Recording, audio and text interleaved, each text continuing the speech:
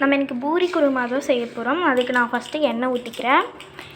அடுப்பத்தை வச்சு கடாயை வச்சு அதில் எண்ணெய் ஊற்றிக்கிறேன். அதுக்கப்புறம் இது கூட கடுகு கடலைப்பருப்பு சேர்த்துக்கிறேன். கூட வந்து பூண்டு இஞ்சி இதெல்லாம் வந்து சேர்த்து வறுத்துக்கிறேன். நல்லா வந்ததுக்கப்புறம் இது கொஞ்சம் வளர்ந்ததுக்கு அப்புறமே நம்ம வந்து வெங்காயம் சேர்த்துக்க போகிறோம். 2 பெரிய சைஸ் வெங்காயம் தான் நான் சேர்த்துக்கிறேன். சேர்த்துட்டு நல்லா வந்து வணக்கி எடுத்துக்கோங்க.